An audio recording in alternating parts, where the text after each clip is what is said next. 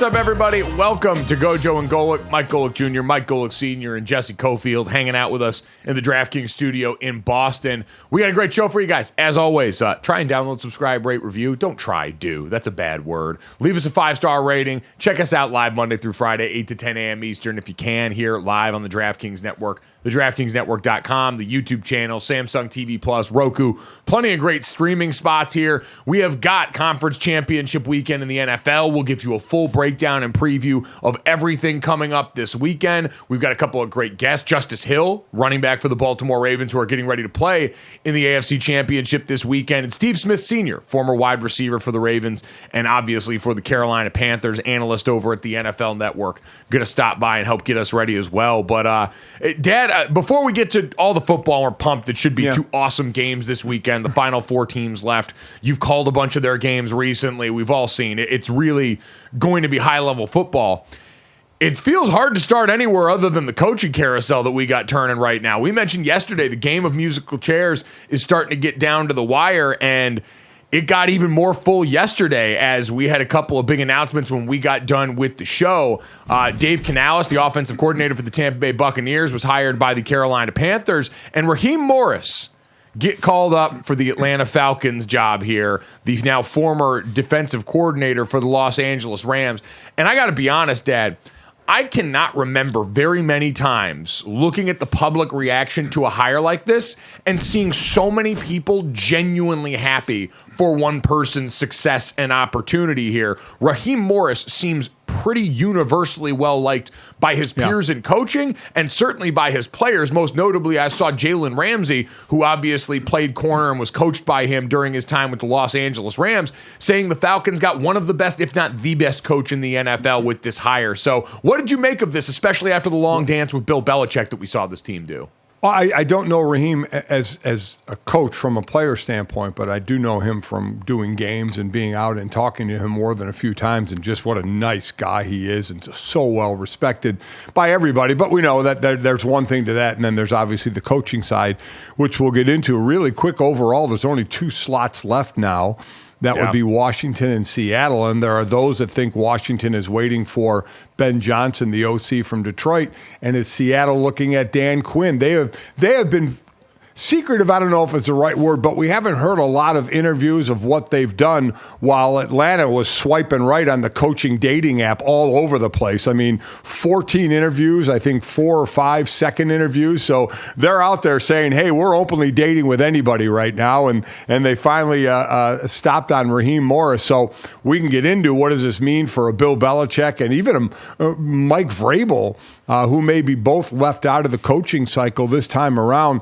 But I'm a big fan of Raheem Morris. He did get a shot as a head coach in Tampa Bay during his stint of going. That was back in, I think, 9 through 11. He was in Tampa Bay a couple of times. And then he was in the last place before the Rams. He was in Atlanta, where he was actually the interim head coach during his years there before he went to the Rams as a DC and got to be the DC for Aaron Donald, which had to be a fun thing to do.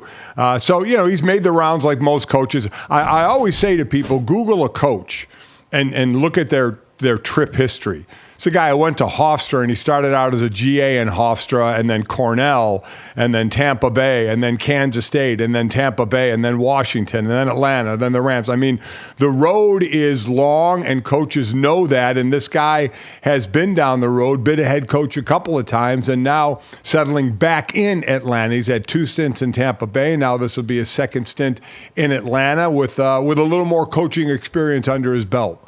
Poor Atlanta, by the way. I mean, you just kind of look silly because of how this went down, considering you had him in the building as the interim head coach, and then you hire Arthur Smith, and it goes this way, and now you come crawling back to the guy that you had in there before and say, hey, big head. Saw what you're doing out there on the West Coast, taking care of yourself, drinking water, taking hot girl walks.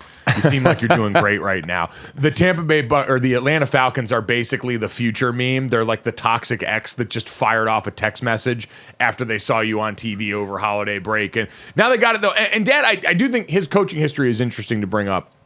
Because you mentioned when he got that Tampa Bay job as a head coach, it was 2009. So he was probably, I think he's 47 now. So he was somewhere around 33. He was right around my age when he got that. And I think so often right now, because we're in this day and age where we've seen so many young head coaches get jobs, and we've seen especially that Shanahan-McVay tree of guys come in and be so ready for this job and make us think that that's something normal when it's really not. And to get a head coaching chance that early and that young, I'm so curious to watch what he does with the opportunity now, because again, he seems like someone who has lauded for his coaching ability, but also, his ability clearly to relate to people based on how everyone looks at him. Yeah. And you just always wonder what someone's learned in that amount of time. The other people he's coached with and under now, being under Sean McVay for the last couple seasons, hearing the way people talk about Sean's leadership, the way he organizes that team. And it's exciting to think that Raheem Morris got that opportunity when he was so young. Maybe it wasn't quite ready at that point, but now you get that shot again, which, we've talked about, especially, I think, in this hiring cycle. You now have 3 black head coaches that have been hired in Antonio Pierce, Gerard Mayo, and now here with Raheem Morris. And we do talk about it sometimes, the retread coaching hires. It rarely feels like those second chances are afforded to black head coaches in the same way it is to their white counterparts. And so for Raheem Morris to now have another chance here to go out and put the things he's learned on wax is pretty exciting. Yeah, it is. And also, you talk the split about African-American coaches, but also offense to defense. You look at this and you say Tennessee, Brian Callahan, who, by the way, says he's going to call the plays out there as the head coach, offensive guy. Harbaugh, the Chargers, offensive guy. And Dave Canales over at Carolina, an offensive guy. And then the guys you mentioned, Antonio Pierce, Gerard Mayo, and now Raheem Morris, all defensive guys. So it's always because the quarterback's the most important position. When you hire an offensive guy, you think, okay, that guy's either calling the plays or really going to oversee the offense and help out, the quarterback, especially in a situation like a Canales helping out a young quarterback in Bryce Young. But with these defensive coaches, it's always then really interesting and important who you see them bring in as an offensive coordinator, because you look at those situations in Vegas. Do they really have a quarterback? Aiden O'Connell isn't their quarterback, right? So, what's going to go on there? New England, they need a quarterback. And in Atlanta, while they had 2 guys starting last year, we don't think either one is a quarterback of the future there. So they're defensive coaches who need to get offensive coordinators that are going to probably be working with new quarterbacks. Yep, it sounds like they said Raheem Morris is going to, post this and go through the process. But Zach Robinson, who's been the quarterbacks coach out in Los Angeles with the Rams under Sean McVay, former quarterback himself, and an awesome guy, someone I actually got to know over the years, who's been slowly climbing the ranks and seems like he might be part of that next group branching off from the Shanahan-McVay tree. It sounds like he's got a pretty decent shot to be the offensive coordinator there for them. And Dad, for Raheem Morris, remember during his time in Atlanta, he was the assistant head coach and passing game coordinator. He coached wide receivers for the Falcons for a few years. He saw, all right, the criticism is you need some offensive background and familiarity. So for a coach that's familiar with a lot of the parts, I think he's now in a position to take best advantage of this. And you walk into that Atlanta team with a defensive roster that made massive improvements last year, was the strength of that football team, and an offensive roster that, yes, doesn't have a quarterback, but has a pretty good run-blocking offensive line and first-round draft picks and top 10 draft picks at pretty much every skill spot that you can start to make use of there. So he walks into a situation that's interesting and seems to have a lot of people rooting for him there. The other one we mentioned from yesterday, Dad, that happened right before we got on air, and then we could talk about the Belichick and Vrabel of all of this, was Dave Canales, the offensive coordinator for the Tampa Bay Buccaneers, who had come over here, spent 1 year with them as the play caller after being the quarterback's coach and being in that Seattle Seahawks organization for a number of years. He gets tabbed for this job, Dad, and this one seems pretty easy to draw the through lines too, right? Yeah. Worked with Dan Morgan at Seattle, who's now the GM of the Carolina Panthers, and I'm sure they're looking back at his resume going, all right, so you were there for Russell Wilson's best season in Seattle as the passing game coordinator. He was right, exactly, yeah. Yeah, as the passing game coordinator. You were the quarterback's coach for the resurgent Geno Smith comeback player of the year season in 2022 and helped get the best out of him. And then my, oh my, Baker Mayfield, who we had in our building not but a year ago, you were able to get one of the best seasons out of him here in Tampa Bay in short order, and this time actually as the offensive play caller. We also have an undersized quarterback who had a little bit of a tough year that we would like to see go better, and so they said, all right, now kiss and get over here. Well, I mean, this is the right idea, right? I mean, this is what you do. Forget even sports. Look to any job, right? What is the job? What is the job description? And then, you try and find the right person for that job that fits the description. So the most important position in the NFL is the quarterback position. You got a first pick in Bryce Young, who struggled his first year, like a lot of rookie quarterbacks do.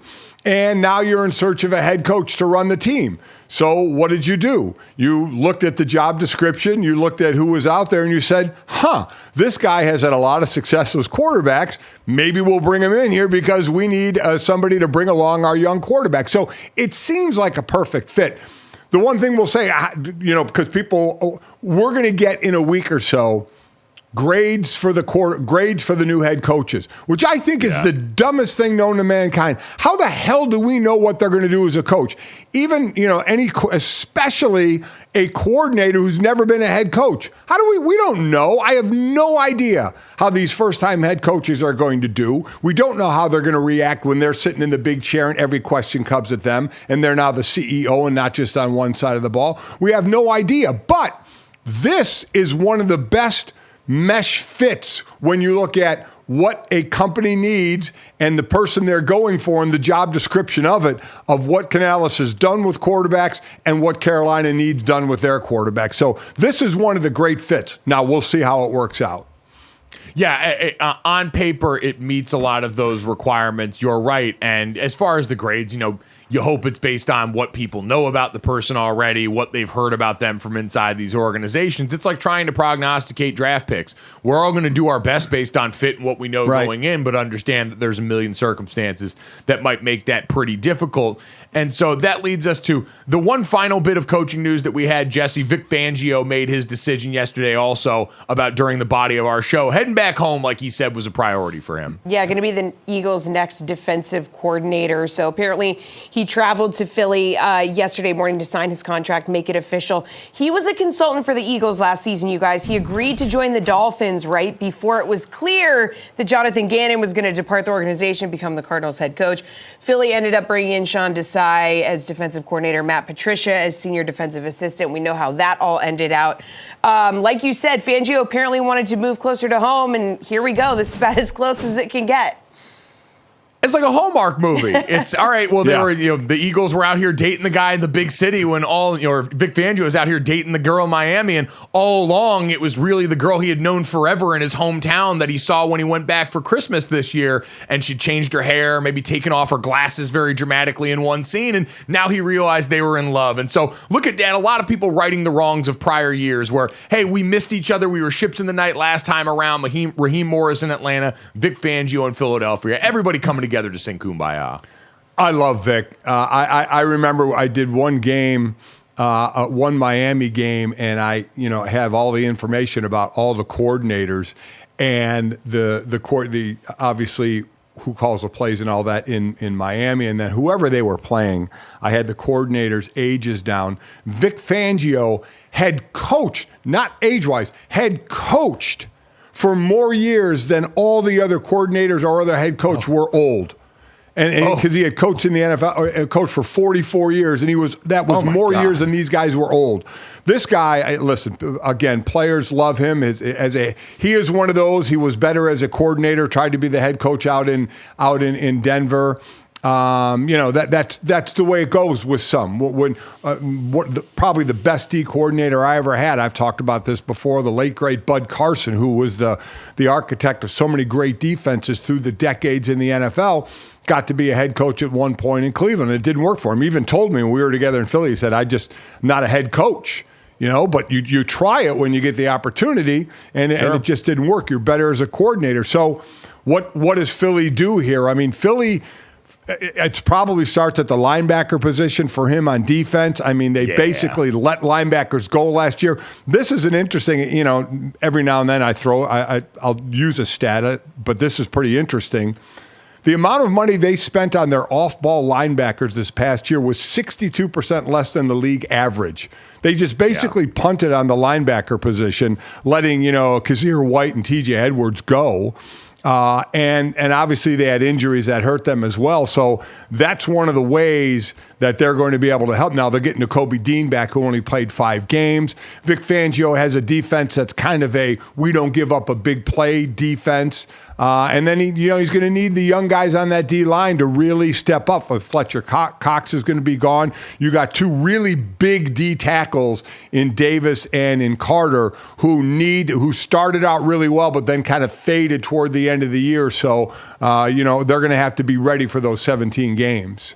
Yeah, you got to fix your linebacker room and your secondary. You let some key guys go. You got old, especially at corner a little bit. And linebacker, you're right. They just punted. And I heard Mina Kimes talk about this the other day, and I think we'll probably see this reflected going forward, is middle linebackers becoming a position that's incredibly valuable and important again in the NFL, the way so many of these offenses off the Shanahan and McVay coaching trees are targeting that area. So you're right. The Eagles said, we can do without this, and everyone immediately went to targeting the middle of the field against them and passed go and collected $200 over and over again. So Vic comes in with a lot of pedigree. He's familiar with the parts there, like you said, because of all the proximity last year. So it'll be interesting to watch how they address that, because I agree, it's more of a personnel issue on defense right now. But Vic comes in and gives you a fair amount of, schematic know-how as well in here that helped with some things, albeit not reflected statistically very much in Miami. But, Dad, all this does leave us with the fact that we're looking at Bill Belichick and Mike Vrabel right now,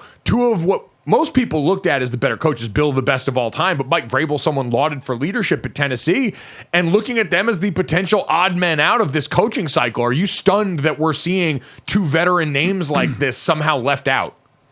Well, Bill Belichick, the only team we heard him with was the Falcons. And then again, the Falcons were dating everybody. It was like the old movie where you walk in and to do an audition and there's 50 people sitting in the room with their resume and their picture, and you just take a seat, wait till your number's called. So that just seemed like the longer it went, Mike, that you felt it wasn't going to go Bill Belichick's way.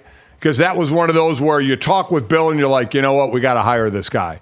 But they dated everybody in the world. So the longer that went, it seemed like an initial thought was, Bill. And then the longer it went, it was like, maybe not Bill. Maybe, that was a knee jerk that, it's got to be Bill. And we moved away from that. And that's really the only team we've heard that, or we believe he's interviewed with. So, that puts him on the sideline for at least a year. And does he come back next year, and does it change next year? I don't know. We've never been in this position where you call someone the GOAT of coaching and they don't get a job when 8 jobs are available. They do not get a job. So probably a little more surprising for Mike Vrabel, don't you think? A successful coach, especially the early tenure with Tennessee, fell off the last couple of years. I thought for sure he would be a guy that would be snapped up by somebody else. I thought so too, because of his age and because, there could be some of this with Bill Belichick. We talked a lot about his coaching style, and he's won a lot of different ways. He's been very versatile schematically and adjusting over the years, but we know what the dynamic is inside that building is Bill is the authority. It is you're going to do everything our way, do your job style of thinking. And we know today's athlete, today's coaches, so many more of them, it feels more collaborative. It feels like these guys are truly trying to meet the players halfway on a lot of stuff. And you do wonder if more and more organizations are valuing that for the player of today and are maybe a little leery. In Atlanta, we talked about the GM factor of this and Bill Belichick's usual control over the roster, but maybe also part of it is understanding that maybe the player of today responds less to that, and we've certainly seen that reflected through the Patriot assistants, but now that we've got a chance for patient zero on the market, I wonder if there's some trepidation about that, as well as, I think more so, the roster management stuff. Yeah, so I'm a little surprised there. We never heard much about Pete Carroll, who's in the organization in Seattle, but the thought is he wanted to coach again, but we heard nothing about that. So I think we're waiting till after these championship games because, again, it seems Washington may be leaning toward Ben Johnson, and we know Dan Quinn has had a second interview in Seattle. So we'll see how those set up as this 8-team coaching cycle is coming to an end. Yeah, it's all started to happen quickly here as we approach conference championship weekend in the NFL. More of these coaches finishing up their season and getting ready to make that next transition. But coming up, let's take a look ahead at the weekend that we have on deck. 2 absolute bangers in the slot, getting ready to decide who goes to the Super Bowl this year.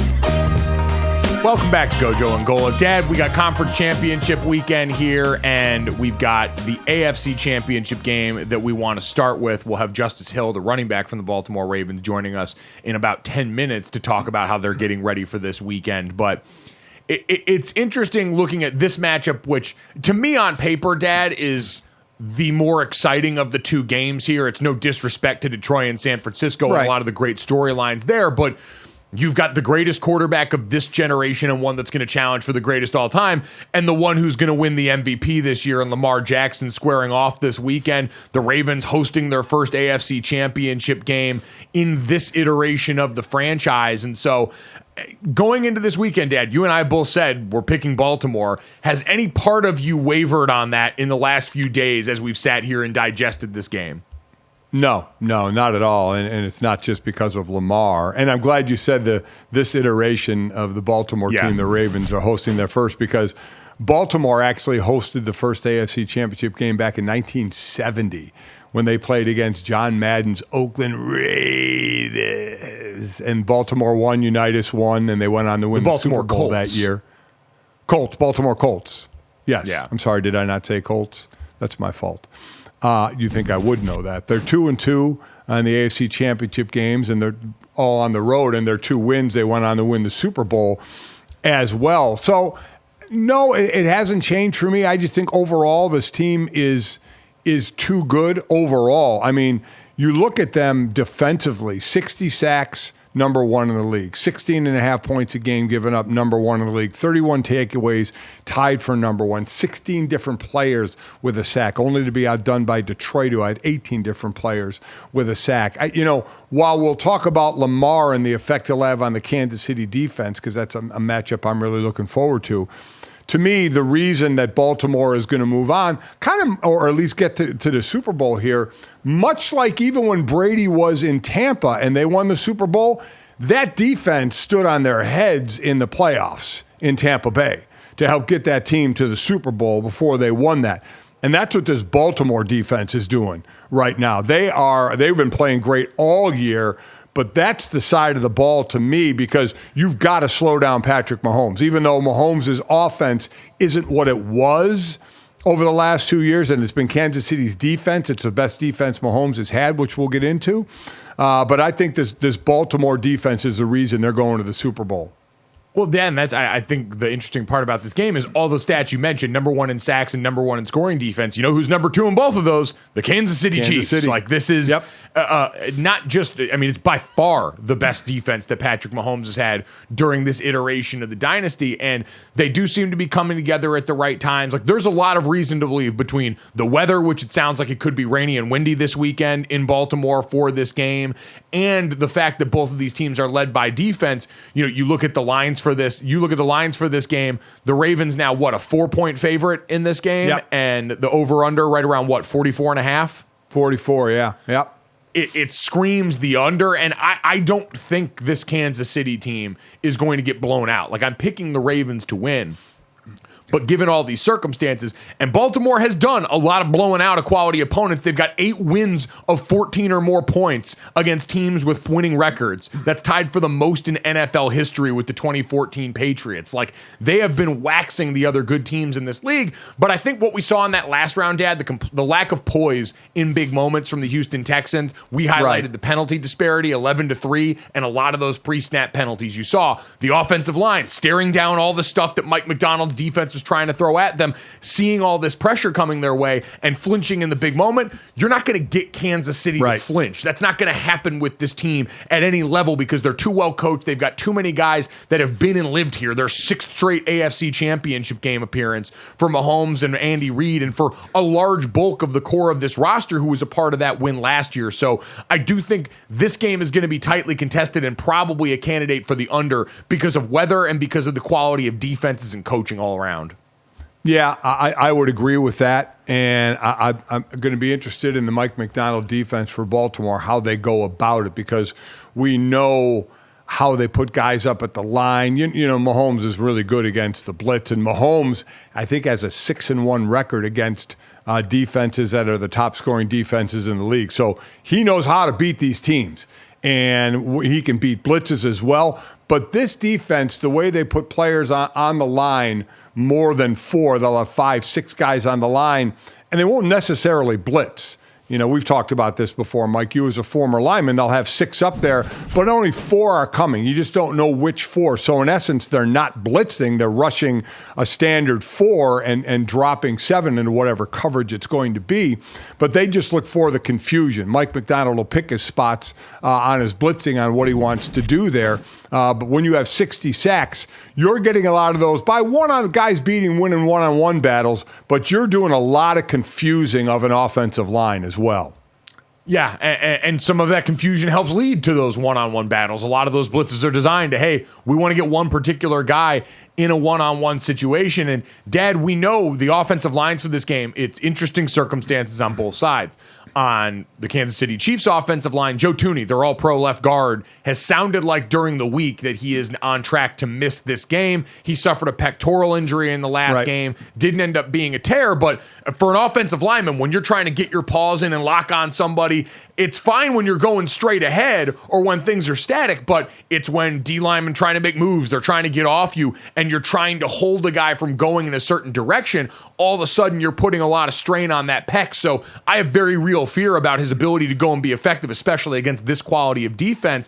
And so Nick Allegretti, your backup offensive lineman, who went at the end of that last game and is a quality veteran player for you, has started a bunch of games for Kansas City. He's been in that organization since 2019, but isn't the all-pro that you had there, is one matchup that I'm worried about there. And then on the other side, what Baltimore has done this season, especially down the stretch on offense, is amazing considering they're platooning their offensive tackles. Like, we have seen them, like a high school team, rotate their offensive tackles between Ronnie Stanley and Patrick McCarry on the left side of the line, and then Morgan Moses and Daniel Faalele on the right side of the line.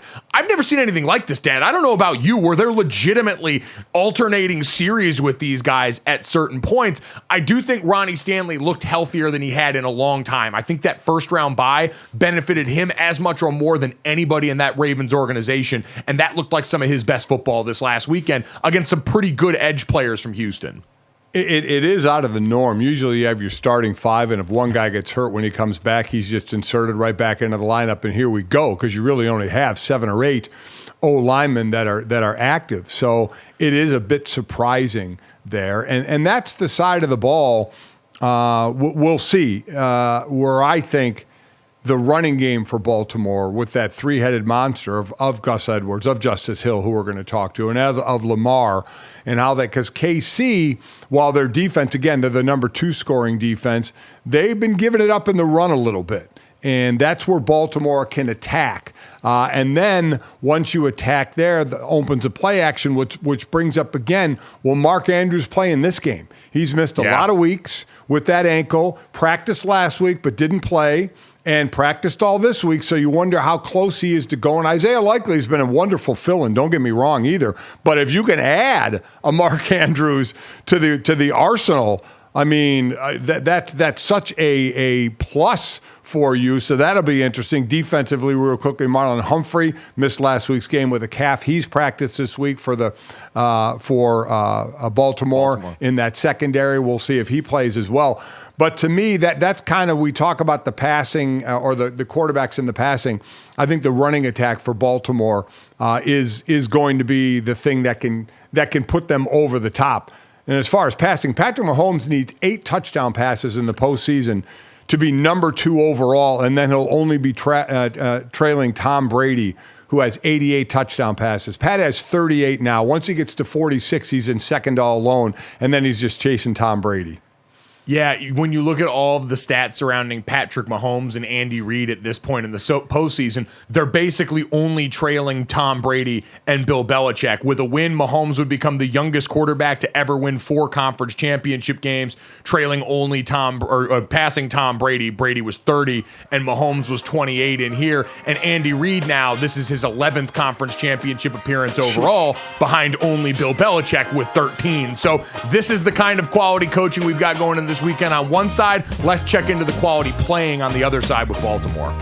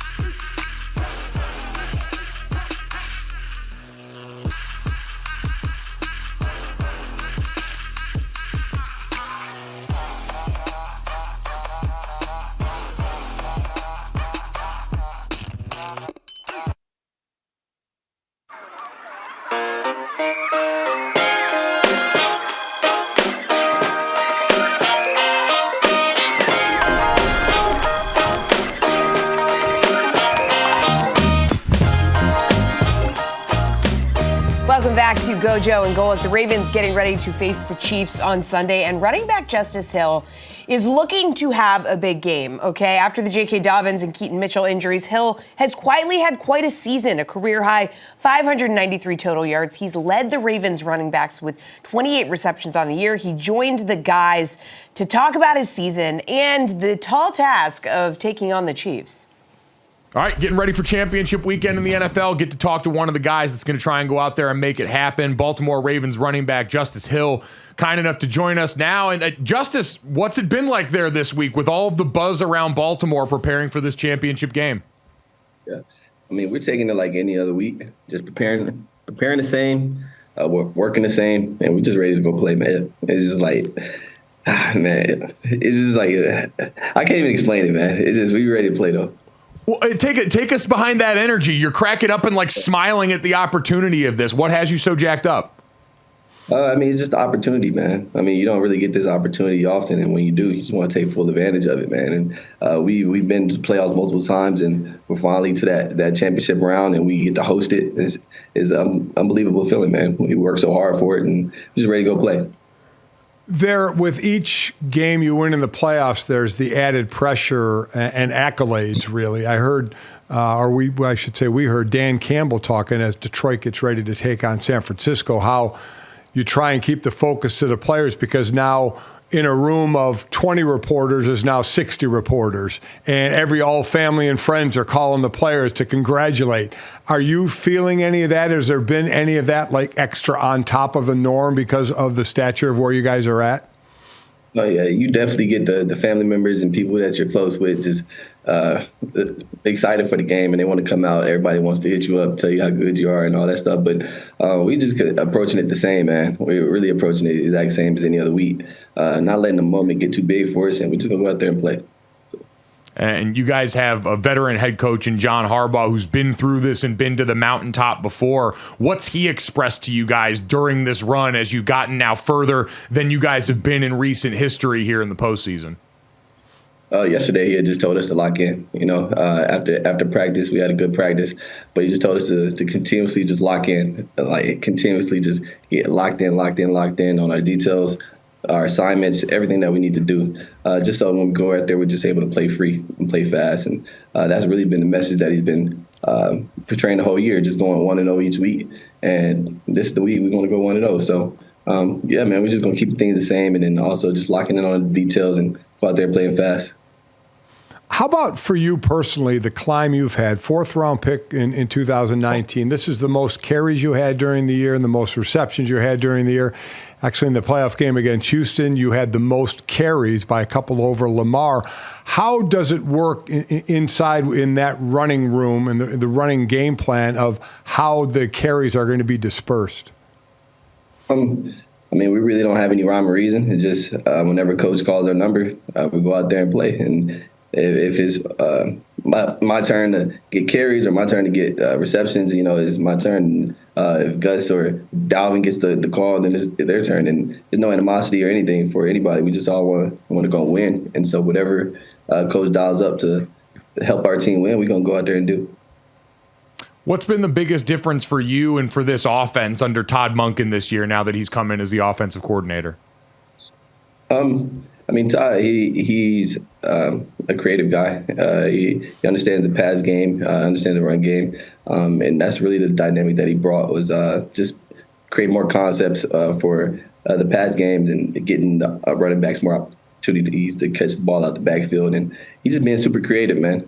I mean, we got some stuff dialed up, and it's going to be fun. It's been a fun year playing under him, just being able to do things that you haven't always done here. And so, I love him. How about the opponent you're going to play, Kansas City? Talk about been there and done that. 6th straight AFC championship game, though on the road this year. They're usually sitting at home. What do you see when you look at this defense? I mean, they're a great team, offense, defense, and special teams. I mean, they've done it for so long, and it's for a reason. They're definitely talented, got good coaching, and we respect them. We definitely respect them. And in order to be the Kings, in order to be the champion, you got to go beat the champions. So we definitely respect everything they have to offer. And their defense is really good. They got some dogs up front and just playmakers all over the field. And so we're just going to have to hone in on what we do best and just go out there and do that. So it'll be good. You mentioned having playmakers all over the field. You guys certainly won yourself, and you've got another one along in that backfield with you and your quarterback, Lamar Jackson, likely on his way to another MVP this season. For a guy you've been around a while now, has there been anything different about him this season that you've noticed? I think he just matured more, and he just locked in. I mean, all the individual accolades, they don't really mean anything to him. I mean, obviously he's our MVP, definitely the league MVP, but he's worried about the Super Bowl. He's not worried about any individual All-Pros or Pro Bowls or anything like that at all. I mean, it's a straight Super Bowl. And no matter if we're winning games, losing games, like, it's Super Bowl, And so we don't really get excited about anything. We're not complacent about anything. We're just going to go continue to work, continue to win until we get there. So that's been his mindset the entire year. What's he like as a leader for you guys? I see a lot of the emotion from him that bubbles up on the field all the time, and I'm curious what that's like behind closed doors and in practice with him. I mean, he's one of the guys, man. I mean, he's a jokester. He just loves to play, and I feel like that brings everybody together. It just builds our chemistry to where it's not so serious, but when it is time to get serious, we're gonna get serious and dial in. And so he has a good balance of being relaxed, having fun with it. Because, I mean, at the end of the day, it is a game, and we definitely want to have fun with it. And so, he's just been a great leader this year, him and Ro, on the defensive side, just being able to just take charge, and lead us. I talked about your role a little earlier. You were the leading running back in receptions this year. Do you feel your role has moved a little bit toward that way of being that guy to catch the ball out of the backfield? I mean, my role is whatever the coaches want me to do. Like, if they want me to run, block anything they want me to do. I'm gonna do because I'm trying to win the games too. I'm trying to win the Super Bowl too, and whatever they need me to do, I'm gonna be there. You brought up Roquan Smith, and it feels like we've all seen from the outside ever since he came over last year, there's been a difference in that defense where now it's the best in the NFL, and he's certainly got a lot of credit for it. When did you notice that he was different? What about him when he got into the building made him such a perfect fit for this? I mean, from day one, he just comes in, first thing, he learned everybody's name, like whether it's the firemen, the cafeteria people, media people. He knows everybody by name, and he says that, and that's a small thing, but is a great characteristic of a leader, And from then on, man, I've just seen him take control of the entire defense. They always communicating. The communication is on the next level, and when you're on defense, that's everything, the communication. And so I think that's really the biggest thing that has elevated the defense in our team is just the communication. What's been the biggest difference for you, as we said, going up and now in the AFC Championship game outside the facility that you've had to deal with reaching this level of the playoffs? Not much at all. I mean, I'm very low key. I'm not on any social media. I mean, I have some pages, but I'm not on it at all during the season. So I don't know what's going on out there. Everything in my house, is the same. So we joked with you before about the Christmas tree still being up behind you. For anyone that's watching us on DraftKings Network or YouTube here, has that been a conscious effort for you? Are you superstitious at all? Is the building superstitious about now that you guys have been rolling, not touching anything, including the Christmas tree? Hey, I guess so. We're going to keep it rolling, man. We're going to keep the Christmas trees up, keep everything around here the same, not changing anything at all. Just continue to win, man. Do you have superstitions that you do, whether it was in college at Oklahoma State or even younger through now, that you have to do before every game? Nothing that I have to do, but I'm definitely pray before every game, and just give me a peace of mind, keep my spirit right, and that's really the only thing I got. I know what we got coming up this weekend is an awesome game that you're going to be a part of. We're all looking forward to it. So we appreciate the time at the end of a game week here. Justice, thanks so much, and best of luck this weekend, man. We're all excited to watch. Appreciate that. Y'all have a good one. Thanks for having me on. Thanks. You too. Thanks, Justice. Appreciate it. Thanks, man.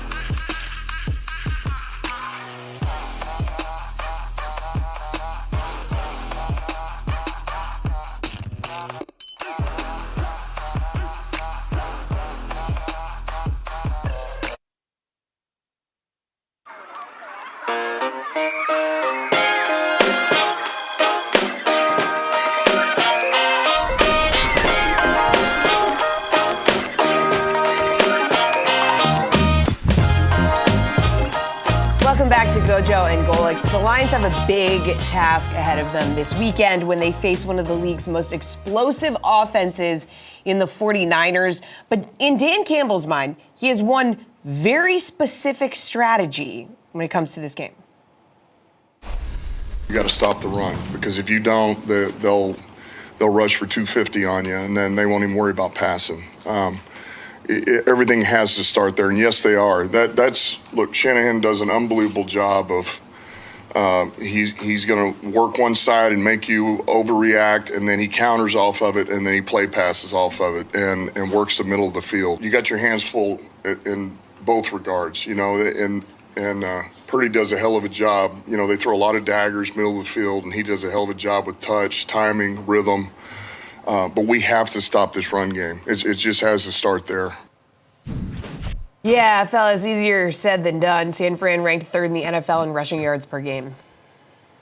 Yeah, and this is one of those things, it sounds super cliche until you remember that pretty much every playoff game we've seen this year has been defined by, hey, if some team can't baseline stop the run, if that can't just be a consistent part of your arsenal, the rest of it doesn't really matter, because all of these coaches now are inclined, especially this final group, Dad, when you look at how all these teams are structured with so much value placed on the tight end room, having bigger personnel groups, being able to get multiple tight ends on the field at certain times and use that ground game.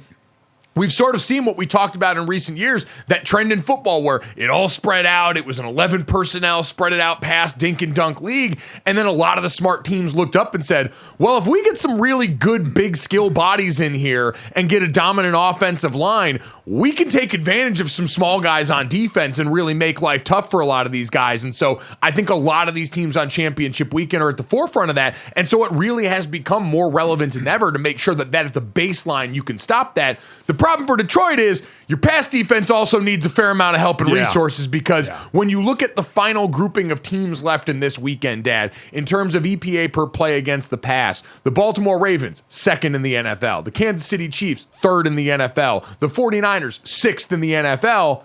The Detroit Lions, 25th in the league. So they are the clear odd man out when it comes to defending the pass going into this weekend. Yeah, they are. But you just listen to what Dan Campbell said about the run. You know who's screaming out there is every running back saying, see, the running game's important. Why don't you pay us a little more? Because he's right. I mean, Jesse mentioned San Francisco was third in rushing this regular season. Detroit was fifth, only 3 yards behind. So they're right there with their two-headed attack of Montgomery and Gibbs. And as a matter of fact, 3 of the top 5 rushing TD players, including playoffs, are on these teams. Christian McCaffrey's number 1 and with 16, and Montgomery's number 3 with 4. I'm sorry, Christian McCaffrey's number 2. Montgomery's number 3, and Gibbs is tied for number 5. So, yeah, these teams can run the ball. It's amazing in this day and age of the NFL, built around the quarterback and the pass, that the run is still so prevalent, especially in the playoffs when it gets magnified. So just as much as the Detroit Lions have to stop San Francisco's run, San Francisco has to stop the Lions' run, and they have not been doing that very well. How Detroit has been struggling in pass defense, San Francisco has been struggling in run defense. Now, again, in doing the game last week, they just got Eric Armstead back, so hopefully that will help some. But this is a defense that struggled against a run. This is a Detroit team that can run the ball. So as we talk about Lamar and Pat Mahomes and Purdy and Goff, it is going to be these rushing attacks that are going to be pretty damn important.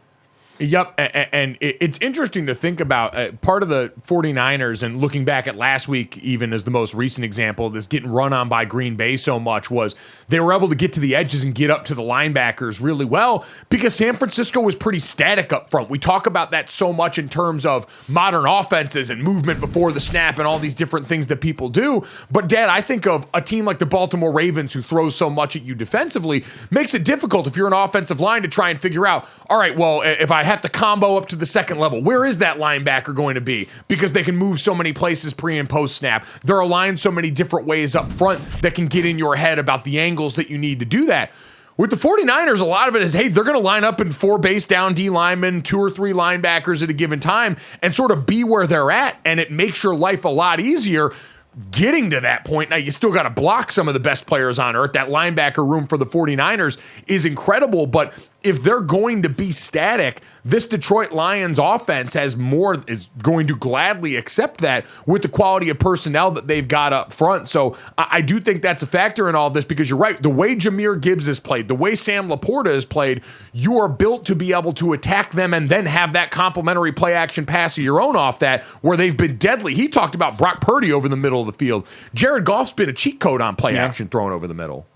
Yeah, he has. This is setting up to be a heck of a game. And, we talk about pressure on both sides. And, Detroit has struggled there as well. You have Aiden Hutchinson and not much else. They're down below the halfway point of sacks. I think they have 41, where Kansas City was second to ball. I'm sorry. That's Detroit. As far as San Francisco is sitting at 48 for the year. So they were, in the top 10, not near the top like Baltimore and Kansas City.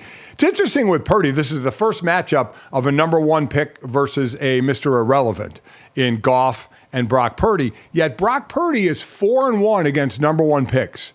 He's beaten Matt Stafford. He's beaten Trevor Lawrence. He's beaten Baker Mayfield and Kyler Murray. The only loss has been to Joe Burrow. So he's had some success, and certainly it helps with the talent he has. But this is, again, and Richard Sherman yesterday on air talked with us about everybody loves an underdog, except nobody seems to love Brock Purdy, and nobody seems to want to give him any credit. Now, again, in calling the game last week, it was one of his worst games. He's, a 69% completion. It was 59% against Green Bay. It was tied for his worst rating in a game, tied with Seattle in week 12 in that game, where his rating was 86 something, and he led the league at 113. So it was an off week for him. Richard Sherman talked about the rain and the slickness and how San Francisco struggles in the rain, and still the forecast now calls for it to be dry and I believe sunny.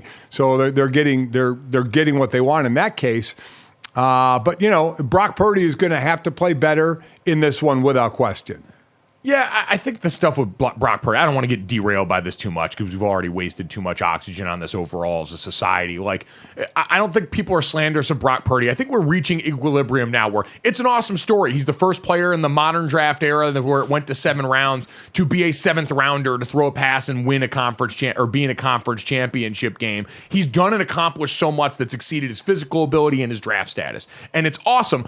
All most people are saying is he's not Mahomes, Allen, Burrow, and Lamar Jackson, which hardly anybody is, and is unfair to expect a second-year player anyway. So I think we're getting warmer in terms of how to talk about this in a way that's responsible. Dad, that being said, as far as how the game's going to go, I've been amazed that the line's been a touchdown basically this entire week for this game because of what we just talked about. I think the Lions have a chance to control things on the ground, but I do think ultimately San Francisco wins this game, because I think their ends are going to be able to get timely pressure. And when you get pressure on Jared Goff, you can severely limit how effective he's been there. And then on the other side, I think they're going to be able to put up points. If Deebo Samuel's out, they're going to have a better plan. Losing a guy in the middle of a game and having to adjust is a lot different than losing a guy and knowing, hey, we've got a full week to prepare a game plan. Kyle Shanahan is going to have Brock Purdy ready. And the best thing that I could say for Brock Purdy is, in addition to playing better when he's dry, he's also a guy that's been able to take in a lot of the information surrounding Kyle Shanahan's system and execute the hell out of the game plans that they put into place. Yeah, again, such a big question is Deebo. He's practiced, and I guess it gave a pretty big lift to the rest of the team when he practiced with the shoulder. If not, it's Jawan Jennings you count on again, Ray McLeod, Chris Conley, who all got into the box score in the last game when Deebo was out early in that game. So I'm with you. I think Detroit can control the ball. What you're going to see in this game, though, Mike, is a lot of motion.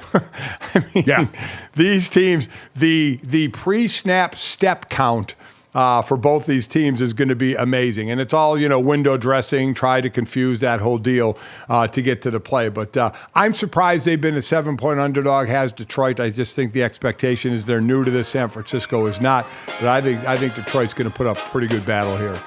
You're new to this, but you're here with a man in Dan Campbell who does not give a damn and is going to continue punching people in the face and kneecaps until they submit.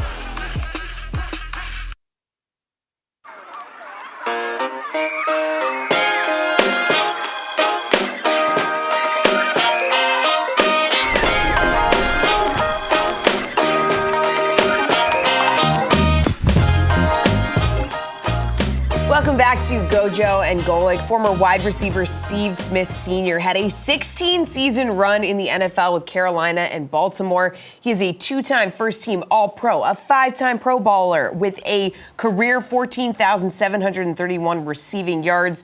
He is a current NFL analyst, and we are so lucky to have him joining us now to talk about the conference championships and one of his former teams making a deep run here. Yeah. Stuff, Steve, we appreciate the time this morning, man, and you joining us here. It's a hell of a weekend coming up, and Jesse mentioned, one of the teams you played for in the Baltimore Ravens making a deep run here, the other team you played for in Carolina making a coaching hire here, but I want to start with conference championship weekend coming up here right now. You see these two matchups in the AFC, you've got two of the best quarterbacks in the game right now. The NFC, we've got Brock Purdy, Mr. Irrelevant, and Jared Goff, and Dan Campbell trying to get the Lions to a place that they haven't met. What are you most excited to watch coming up this weekend of between these two matchups? Obviously the 49ers and Lions, but the Kansas City and Baltimore Ravens, and has nothing to do with me being a former Raven. It just has to do with this excitement with these two quarterbacks. These two quarterbacks really are polar opposites when you look at how their offenses kind of go through them. However, they all have the same gene pool, which is excitement. You can't predict how. Every time we doubt Patrick Mahomes, he does something that shows us that we're all idiots, that we have no idea what we're talking about. And then obviously Mr. Relevant with Brock Purdy, growing up in Los Angeles, California. My parents, grandparents all live up in the Bay Area, grew up there in Monterey. So there's A's and 49ers, and when they used to be the Oakland Raiders. So I'm excited as that because I'm a 49ers fan since I've been 8 years old. So really just watching the last four, and I'm not necessarily sure to say the best teams, but the last four teams who are standing. And the best teams are there because they got there. And who would have thought or thunk that Jared Goff would be in the NFC Championship game, and you would actually be saying the words Detroit Lions as well involved in that. So it's pretty exciting.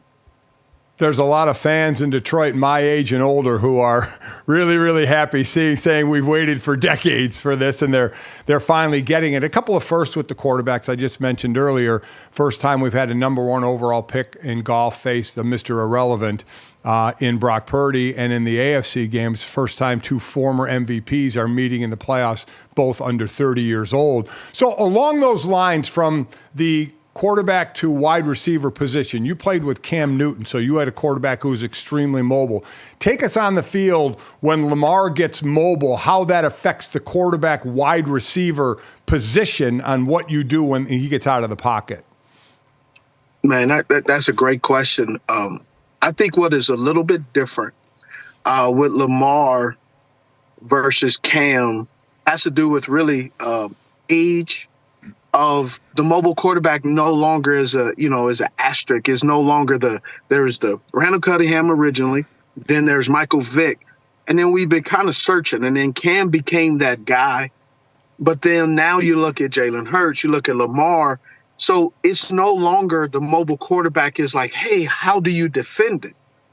They're part of now you can really look at an offense and say 11 players have the possibility of impacting, and you have to keep account for with mobile quarterbacks. The offensive coordinator, really, Todd Monken has done a fantastic job in really making things different looking, but yet explosive at the same time. And so everybody keeps asking, how do you defend the mobile quarterback? It's not the mobile quarterback. It's the understanding of a competent offensive coordinator who knows how to utilize the run and the pass. And it doesn't look the same each and every week. They throw a surprise at you. And so that's what's exciting, what's been tough for defenses to really hone in and figure out how do you fix this Lamar Jackson impact puzzle, but no one has seemed to fix it in neutralizing Lamar Jackson in this offense. More is just based off, traditional, if someone makes a mistake. If someone on the Baltimore Raven makes a mistake where they fumble or, exchange information or, a pick or something like that. But Very rarely are you saying, hey, this game plan at the time the Chicago Chargers were able to do by putting 9 defenders out there that were DBs and no linebackers. I think those days are gone, and you have to really account for Lamar Jackson and company here to stay.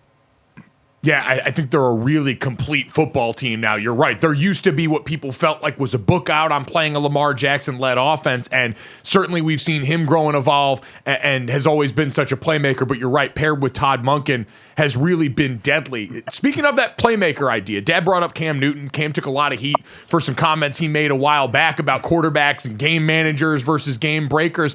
I was wondering where you fell in that. Did you agree with what he said about Brock Purdy and some of the quarterbacks that are left in this postseason and their ability to create for their team versus just go out there and run the plays as called? My perspective is a little bit different as a wide receiver because, and also doing this, I think this is my 7th year being an analyst and actually paying attention. When I first did it, I just went off basically my opinion and what I thought. And now heading in, I watch hourless counts of hours of just watching game film and let the game talk and tell me what I believe. And so here's what I would say about game manager and game changer. Well, I like a game manager as an analyst because that's someone that knows exactly the down and distance. They understand the circumstances. They understand what they're supposed to do and not supposed to do with their job. And if you're well skilled enough to be a game manager, then I believe you impact the game to be a game changer. And game changing is what and why people get paid. What you've done back then and what they are guessing you will continue to do moving forward, which deems that $275 million contract with, $40 or $50 million guaranteed or hitting the cap because they believe even with lesser talent, when they have to lose some of these wide receivers and other skilled positions because of how much the quarterback position is eating up the cap, that they will make chicken turn into chicken salad. And I believe that. So you have to have a game manager and he becomes a game changer. But ultimately, you got to have dynamic playmakers on the outside because whoever you are, you can't throw it to yourself. You can't hike it to yourself. You need a dominant left and right tackle. You need a competent center.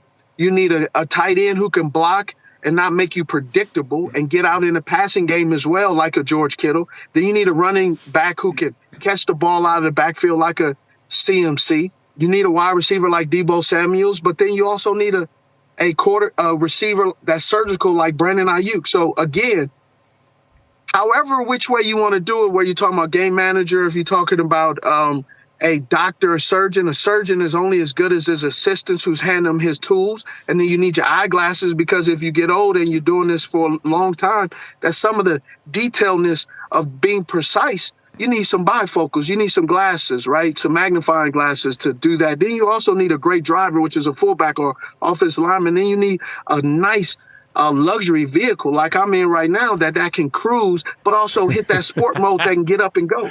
So again, that's what I look at as a football team. That's the San Francisco 49ers, Kansas City Chiefs, and the Baltimore Ravens, and the Detroit Lions. So give me all that and a bag of chips and let it happen this weekend so I can get fat and sit on the couch. I'm loving that now. It's a beautiful thing to sit on the couch, eat and watch, and we're not sore after games anymore. You mentioned weapons, so let's talk about, I called the game last week, the San Francisco-Green Bay game, and Deebo went out early in that one. Brock struggled. Now, you can look at multiple reasons if you want. He sat for 19 days. It was wet out.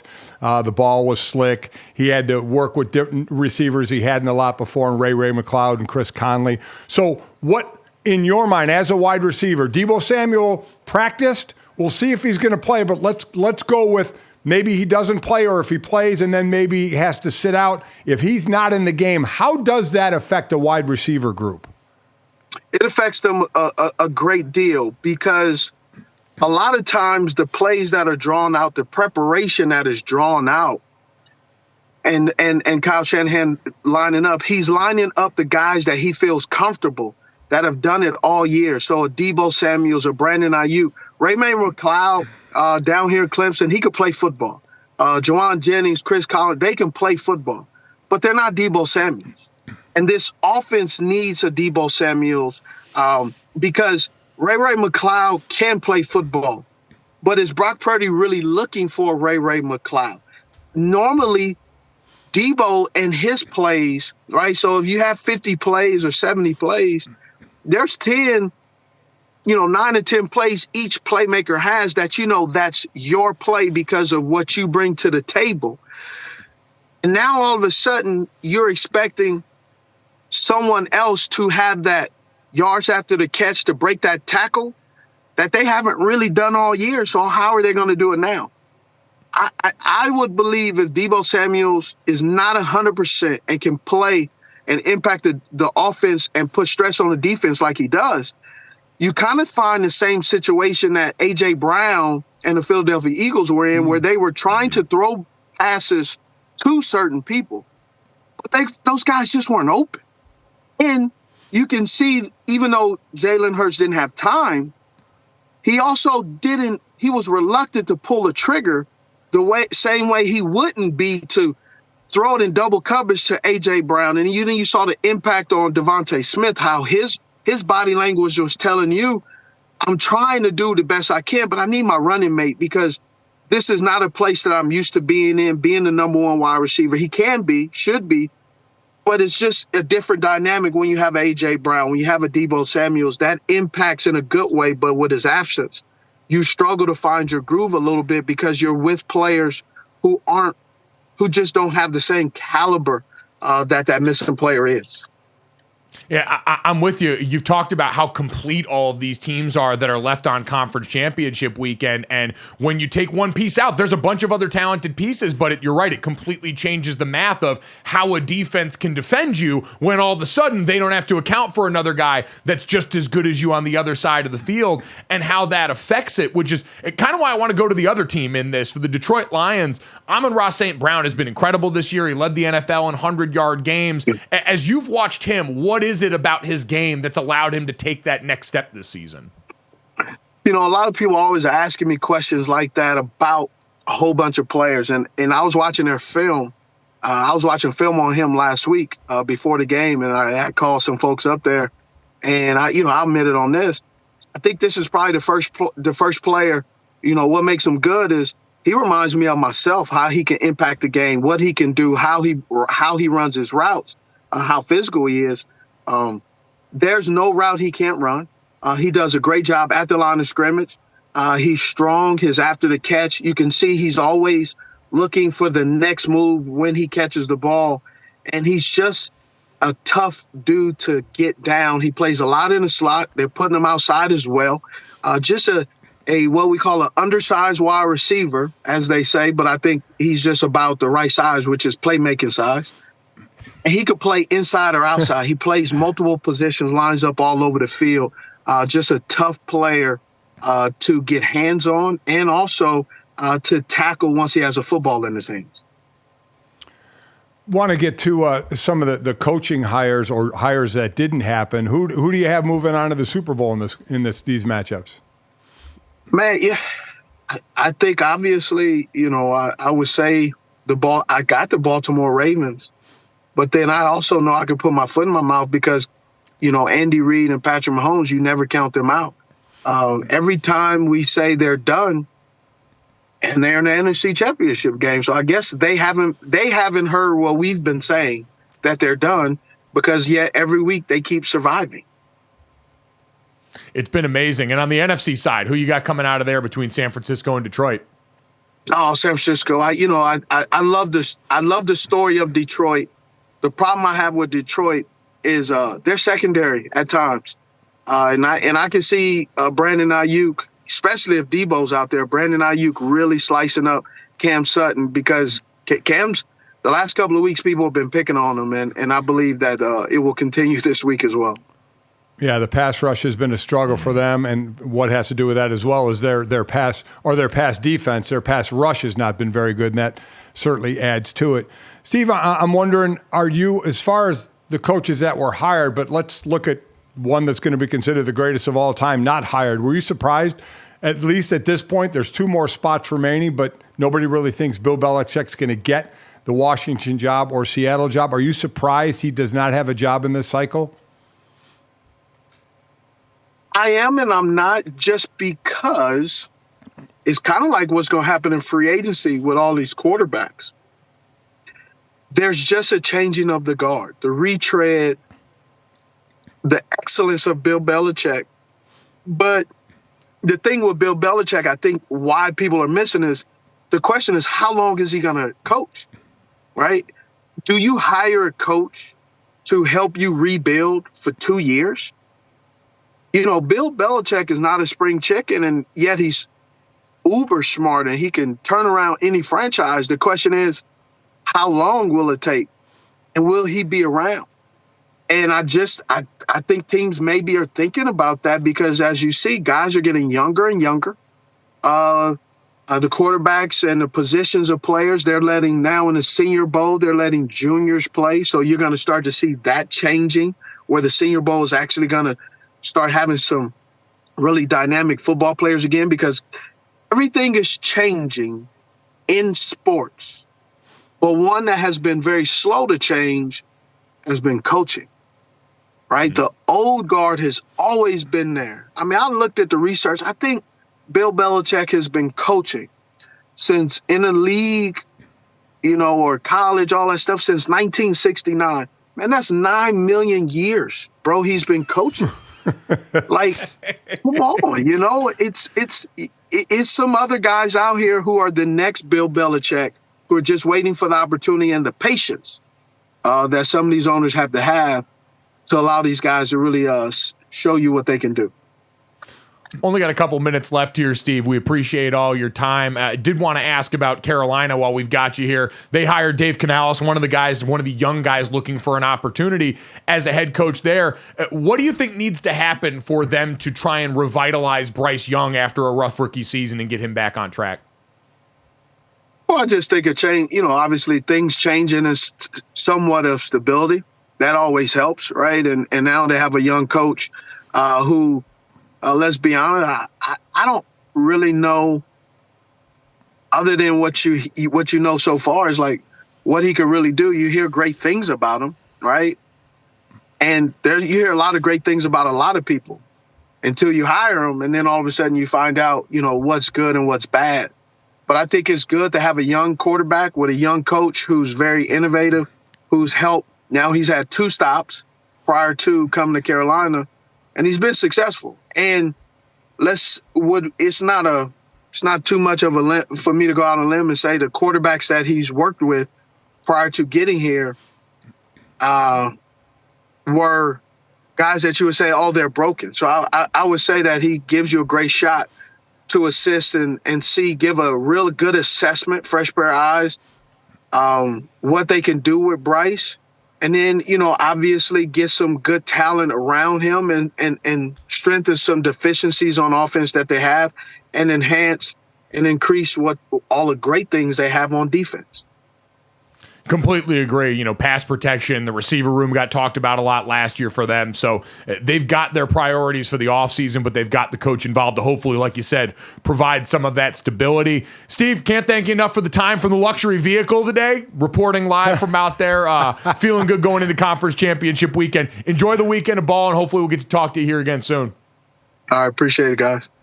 Thanks, Steve. Appreciate it. Awesome stuff. Steve Smith Sr., kind enough to join us there. And Dad, he is right. We talked about this a little bit with Dave Canales before, but this idea of, hey, he's been a part of some guys that were seen as reclamation projects, and he's made it work incredibly well. And so Bryce Young going to be the next and maybe most challenging, because Mike Evans and Chris Godwin do not live here. DK Metcalf and the other receivers that you've got in Seattle do not live here. And so they're going to be working with a lot fewer weapons than he's used to. Yep, they are. What team does he build around? You know, he can work with the quarterback, but when you have to work with and build the team, it's a little different when you're all of a sudden the CEO.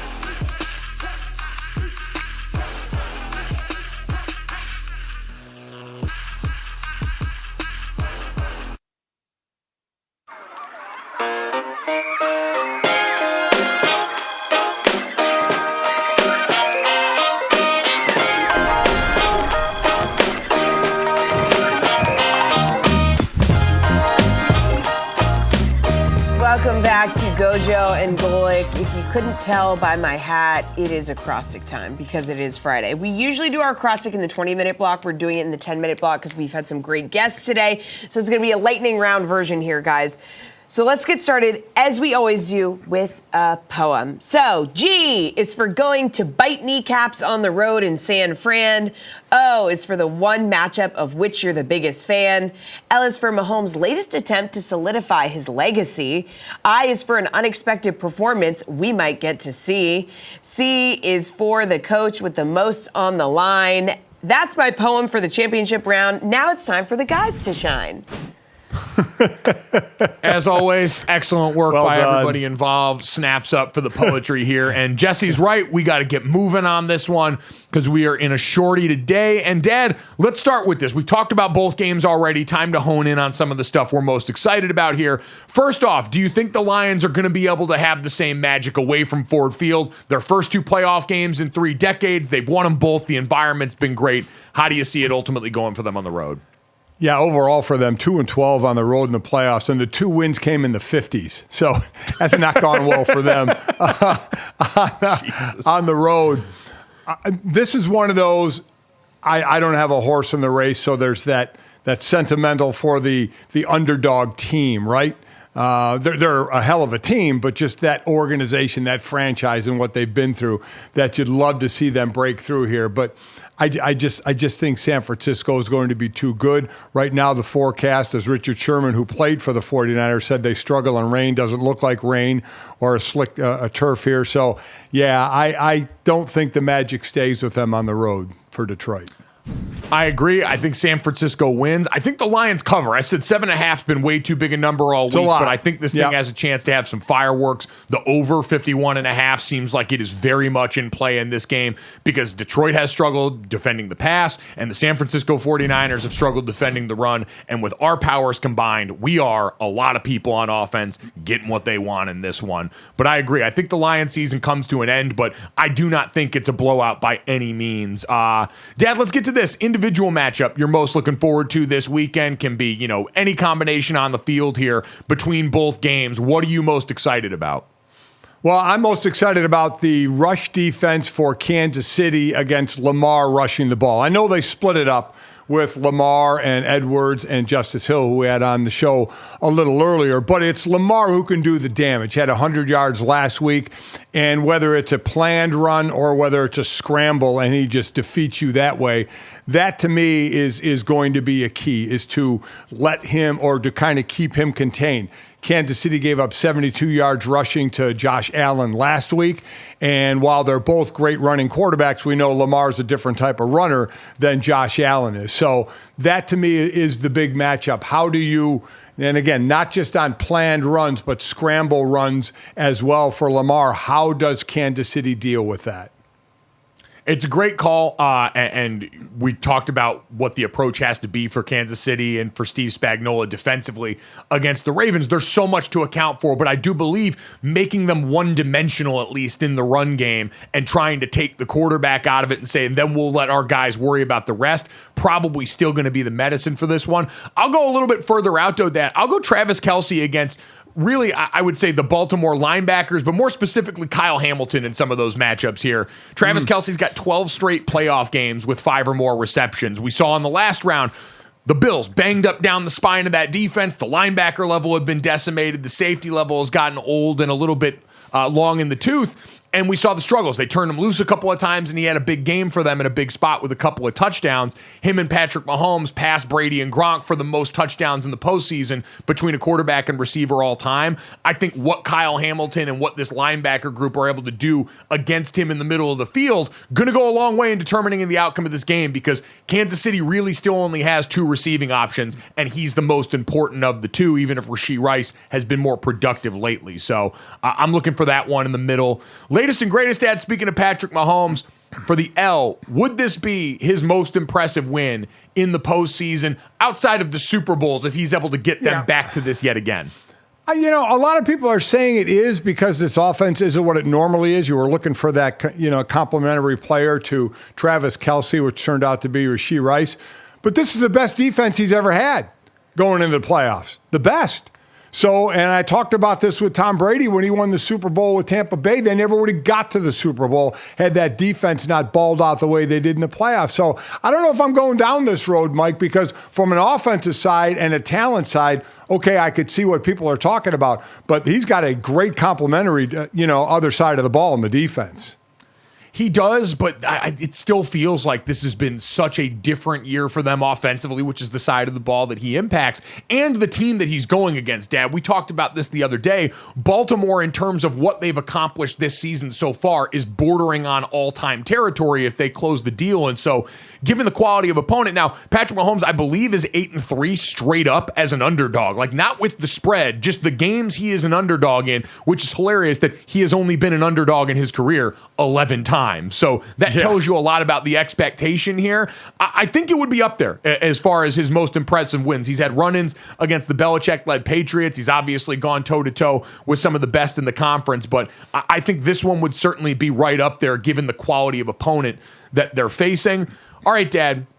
Time for I. Didn't see that coming. The unsung hero of this game, who do you think is one of the players that has a chance to make a huge impact this weekend that might not be the first name out of our mouths? I'm going to do it again. I'm going to say Josh Reynolds again. I mean, look what he did last week. Now, it's only 2 catches, targeted 3 times, but averaged over 13 yards a catch and had one of Jared Goff's 2 touchdowns. That's the big thing there. He's not going to have as many targets as St. Brown or Laporta or probably Gibbs coming out of the backfield. But his catches were important catches, obviously including a touchdown catch. So not a guy that's going to lead them in receiving, but a guy that not only gets catches, but gets them down the field or gets them yards after the catch. So he's another one. While you may not see 9 catches, you may see 2 or 3, maybe 4 catches, but impactful receptions. It's a great call. Go back to the well on that one. I'm going to go defense, and for Baltimore, Kyle Van Noy, man, you go back to the divisional round weekend, and they couldn't block him on the right side of the Houston Texans offensive line. He has been a guy that came over early on in this season for Baltimore, and as a veteran piece has been incredibly slippery. And I think the matchup I'm most intrigued by, one of the other ones because of that, is Donovan Smith on the left side of that Chiefs offensive line. Has sometimes struggled with guys that are laterally quick to stay in front of them, and the Chiefs plan for, do they get the ball out fast again? How do they account for him with some of the tight end use there to try and help out? Yeah, Jadeveon Clowney, Justin Madubuike, there are other guys you have to worry about, but I think Kyle Van Noy quietly had a very big impact on the game last weekend and constantly forcing pressure on CJ Stroud with what they were able to do gaming up that right side. Dad, let's finish off with coaching legacy. We've got a lot of good ones this weekend. Which coach has the most on the line going into championship weekend? It's got to be Kyle Shanahan, right? I mean, Yeah. Dan Campbell has just resurrected Detroit, which has just been an incredible thing because Detroit has been such a horrible franchise for so long, and Dan Campbell is Dan Campbell. I mean, who doesn't love that personality? Harbaugh and Reed, they're both, Hall of Fame coaches, right? We know Andy Reid is. Harbaugh is too, right? Gotta be. Oh, yeah. Correct? So you have two guys who have an established legacy that they can add to it, continue to add to it. But you have a guy in Kyle Shanahan who's been there a while now, has been so praised for his offense, but they've come up short. They've been to this height of the mountain. They've even gotten too close to the mountaintop of playing in a Super Bowl, but haven't closed the deal with a team that many consider for the last couple of years the most depth offensively and the most complete offensively and defensively. So for him, it's kind of, hey, we got the team, time to finish the deal and be the lone team at the top of the mountain. And I know Brock's been productive, but also you drafted a quarterback in the first round and then punted on him before the end of his rookie deal. You swung and missed on an important area and gave up a lot of resources to do so. And at some point, if you keep coming up short in these areas, I think people are going to look at you, not side-eyed enough to call for your job or anything, but to continue to ask questions. The only other one I'd say could be close, Dad, would be John Harbaugh, just because little brother Jim's nipping at his heels. He's coming back to the NFL. He just won a champion. He's at the big person table in the Harbaugh household. And the last thing John wants to do is let him make up too much ground while he's getting ready to come do the dance with him again in the pros.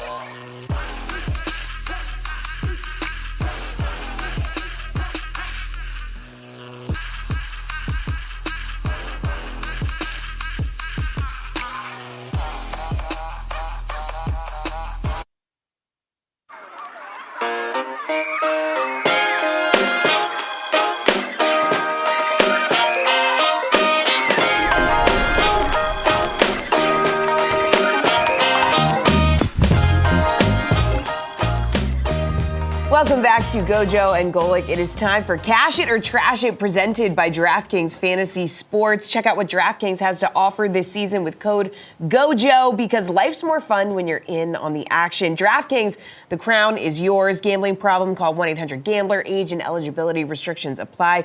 Void where prohibited. See DraftKings.com for details. So, fellas, we're just going to put a bow here on our NFL Championship Weekend coverage with this edition of Cash It or Trash It. So, very simple. You need to cash one of the favorites this weekend. Who are you going with? Ooh. If I'm cashing a favorite this weekend, Dad, it's going to be Baltimore. I just think it's too many points in the other championship game here, and for Baltimore, 4-point favorite in this game. It's supposed to be kind of a mix of rain and some wind in Baltimore there. So that rushing attack, maybe with another chance to shine. Both teams, I think, would have to lean heavy on that. We've seen if Baltimore did get hurt anywhere, it was against the Rams and it was against the run. So Kansas City would also have to get through in that area. But if you're asking me to pick one, I'd say I could see Baltimore pulling away late in a close one and maybe winning by a touchdown or a little bit less than that and pulling this off with the spread. I would agree, and a lot of it because of the spread. You know, that's a bigger number. So I would go with Baltimore, who I think is going to win this game. It is a big number, but I agree. I think they will start to pull away, and a lot because of Lamar and that defense as well. So even though it is the bigger number, no, it's the lesser number of the two. I'm sorry, yeah, the smaller number of the two. I like Baltimore to cover in this one. Yep, I'd agree. I think Baltimore to win and cover, and the under in that game, and Detroit to cover, but San Francisco to win with the over hitting in the other game is kind of where I've fallen. That seems like popular sentiment, but again, we've talked about it. The defenses and offenses fit together perfectly in Detroit, where San Francisco gives it up on the ground. Detroit wants to win there. Right. The 49ers can air this thing out, and Detroit really struggles, as we talked about with Steve Smith Sr., especially Cam Sutton as of late. And then Kansas City and Baltimore playing an absolute slot fest. But this Baltimore team, as complete an outfit as we've got in the postseason. And so I do like their chance. They've seen, Lamar Jackson, we've seen matched his touchdown total in one game of what he had in the previous 4 postseason games that he had played in, with 4 this last weekend. The first player to rush for 100 yards and to pass for 2, rush for 2 touchdowns in a postseason game in NFL history. So I think we're both on the same page with this. Isn't it odd we're talking about Lamar Jackson and Patrick Mahomes and the under? Because of these defenses. These defenses have been excellent, but you mentioned those two quarterbacks in the under.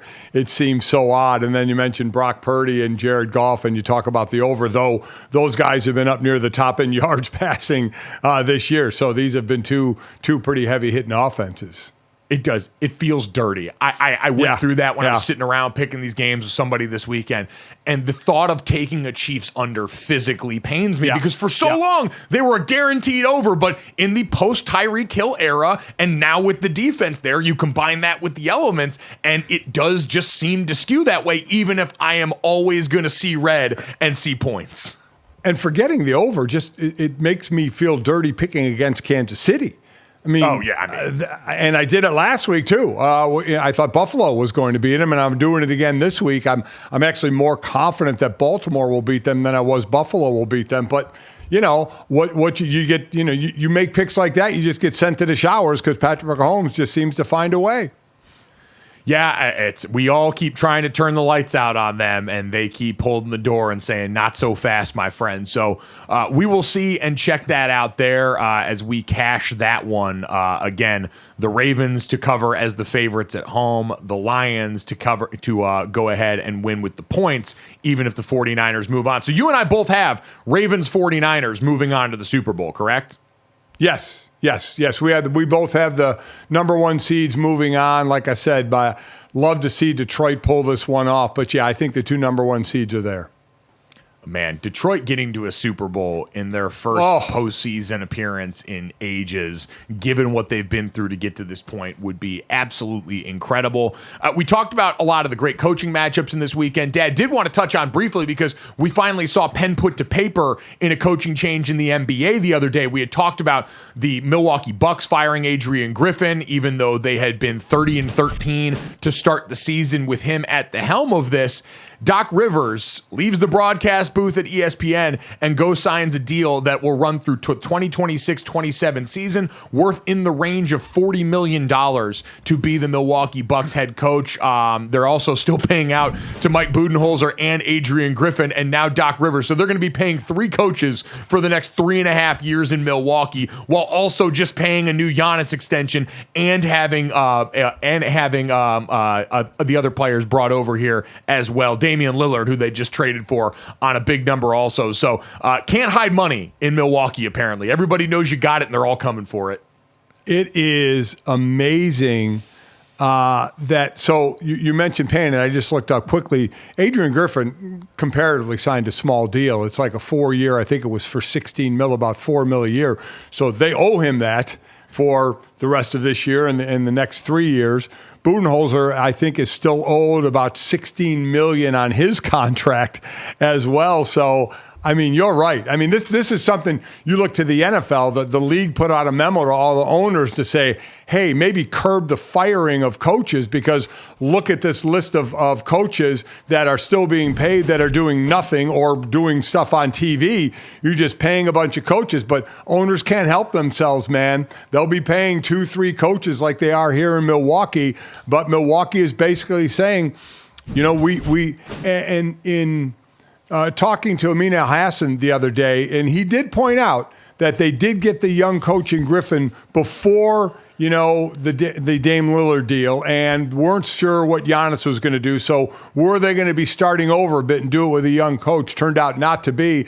And then the team just decided, okay, we do have a veteran team that can win the title, and we have this young coach who maybe we don't feel is ready yet. So we have to make a move here. So I guess partially you can understand that, and then a little bit of the headbutting that went on between the coaching staff there as well. But yeah, paying 3 coaches, boy, you hope it pans out into something, right? But it's not just that they're paying 3 coaches, you guys. Rivers' deals making him one of the highest earning coaches in the league. He's only behind Eric Spoelstra of the Heat, Monty Williams of the Pistons. Popovich as well makes more, but he also has more responsibilities with the Spurs. So he's like, they're paying 3 coaches and they have one of the biggest contracts in the league. I mean, if you're Doc Rivers, you kind of had him, right? You knew this organization better than most. It clearly wasn't working. And, Dad, to your point about the butting of heads in there, it's what happens when you miscalculate that, because a bunch of veteran players looked around at this, and when Bobby Portis reportedly called the coaching staff out after that in-season tournament loss, it was basically, these guys know how this is supposed to look. There are guys with championship experience on this team at the core of the roster here. Dame Lillard's been around forever. And so all these veteran guys, and you know this, having been someone that was a veteran in a professional league, you're a lot more peers with your coaching staff than you are being dictated to by anybody. And so these guys all know how the operation's supposed to run, and they weren't here for someone who had to learn on the job. We talked about this relative to Jim Harbaugh and what he comes in and affords you as a veteran head coach versus maybe what you got in Brandon Staley, who was learning at the time how to be a head coach and how to do all those things. They want someone who's going to have their situation situated there so they can go back to, hey, let's just focus on playing and not so much, hey, how we feel about the rotations that we got going on here, our defensive game plan and what it looks like, all of those things that are checked here. And so Doc Rivers is like, hey, I'm the only one you're going to be able to get who knows you well enough to get you where you want to go this season. Yeah, and, you know, Doc certainly had the leverage in this as a guy who has coaching one title under his belt. So look at Milwaukee for, as I said, they owe for the rest of this year and then 3 more years, $4 million a year to Griffin, 2 more years with Budenholzer at $8 million per year. So after this year, for the next 2 years, Milwaukee between the 3 coaches will be paying $22 million out to the coaches. That's for the next 2 years, and then that third year would be down to $14 million because Budenholzer will be off the books. But yeah, so Jesse just gave the list of top paid coaches. Milwaukee probably still wins with the coaches that they're paying and the amount they're paying for head coaches, plural, of the coaches that they're paying.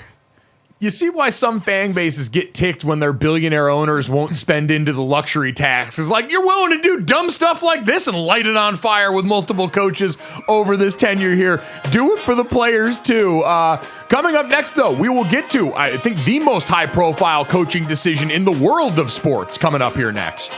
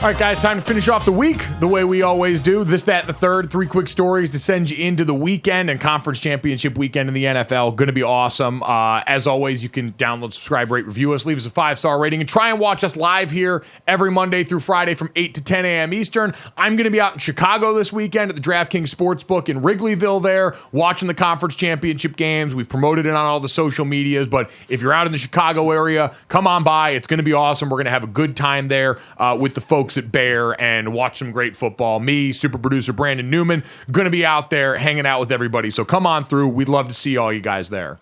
Can I just say the TVs at these DraftKings facilities, the sports books, are unbelievable. Me and your mother and Sydney had lunch there the other day, the one here in Arizona. Oh my gosh. I mean, the TVs are monstrous and they are aplenty. So that'll be a good time. Go hang out with you there. It'll be a great time there, so check that out. Check us out here live, 8 to 10 a.m. Eastern, Monday through Friday. If you miss it or our great guest, shout out to Justice Hill, running back for the Baltimore Ravens, going to be playing this weekend, and Steve Smith Sr., who joined us, analyst over at the NFL Network. You can also check out the Cut to It pod that he does over on his YouTube channel as well. Great stuff from him. But, Dad, let's get to this, that, and the third. And let's start off with what we saw last night. We talked about in women's college hoops. We had the matchup between South Carolina and LSU, two of the premier teams, coaches, and a ton of the great star players of the sport. And South Carolina remains the lone unbeaten in women's college basketball. They come from behind, Dad. They were down at the half. They were down for the majority of this game and came back in the fourth quarter. You look at both teams, Camila Cardoso is a beast in the middle for them. You had the matchup with her and Angel Reese for LSU. All 5 starters for both teams ended up in double figures in this game that ended up being like a prize fight at the end with them trading blows down the stretch. Well, this is one where South Carolina trailed for 33 minutes of the game.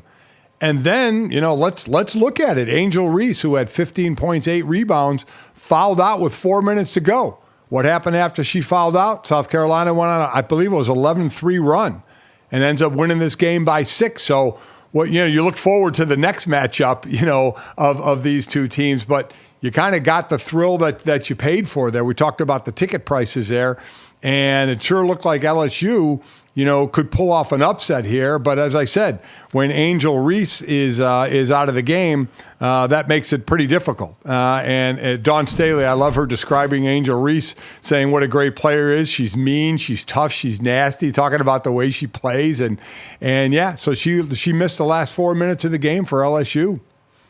And she missed that last 4 minutes, and it perfectly coincided with what South Carolina does best. And I heard Andrea Carter and Elle Duncan and company talking about this on halftime. Best second half team in women's college basketball right now. They've won 10 straight games when falling behind by double-digit figures. It's the longest active streak in Division 1 and a run that dates back to November of 2021. So when it gets tough, they don't blink, and that's not surprising given who their leader is in Dawn Staley. So congratulations to them. Another banger for women's college hoops as we march closer and closer to March coming up here.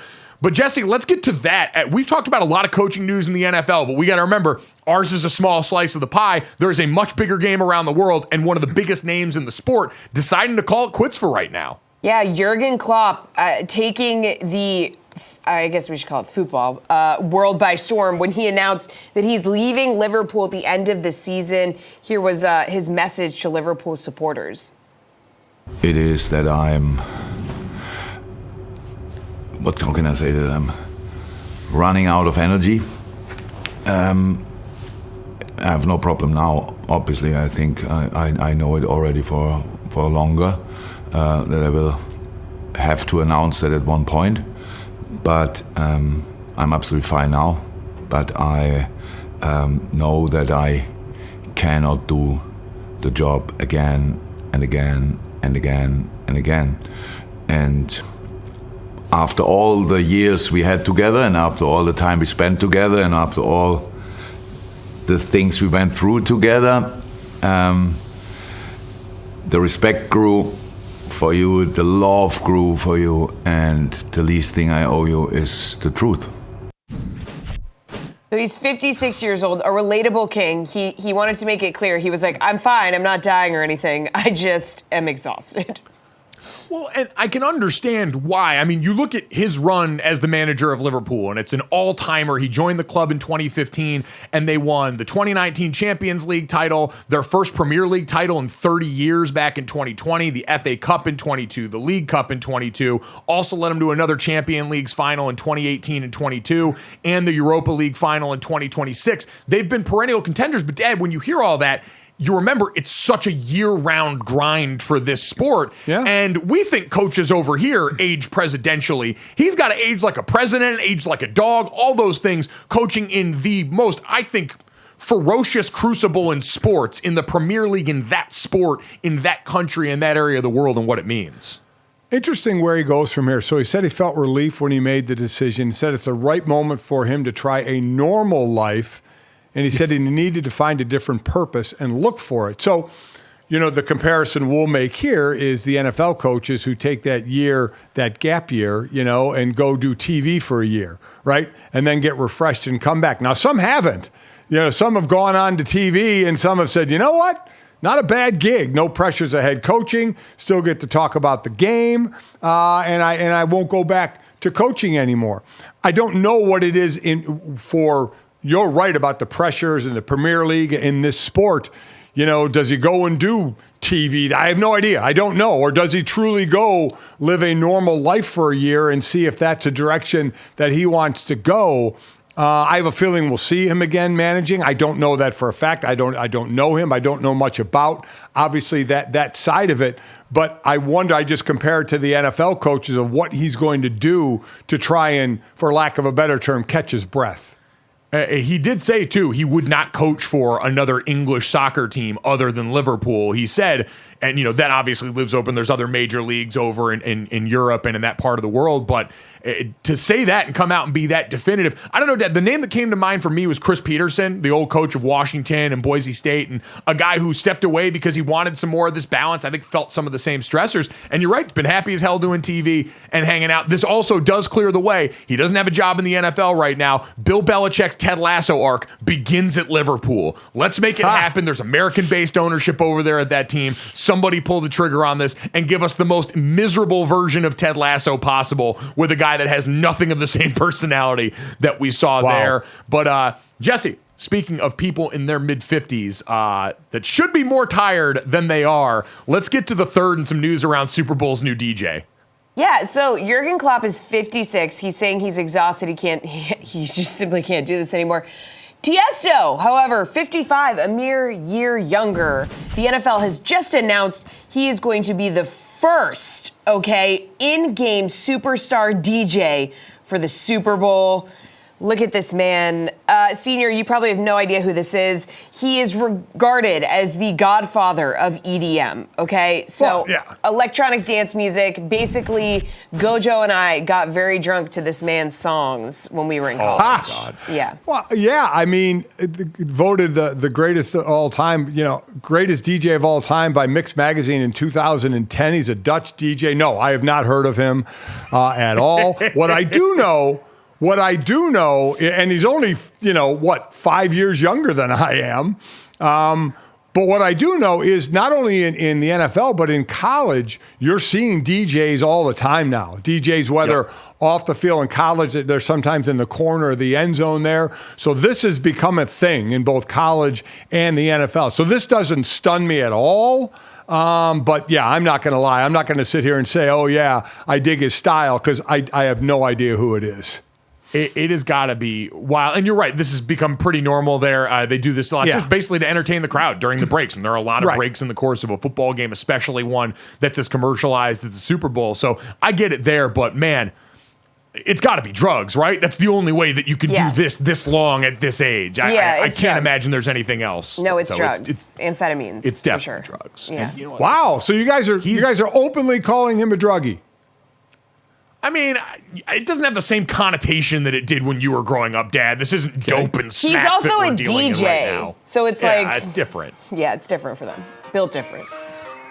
If you all enjoy right. the dope that is this show, make sure you download, subscribe, rate, and review it. Leave us a 5-star rating. Check us out live Monday through Friday, 8 to 10 a.m. Eastern. Enjoy Conference Championship weekend. We'll talk to you Monday.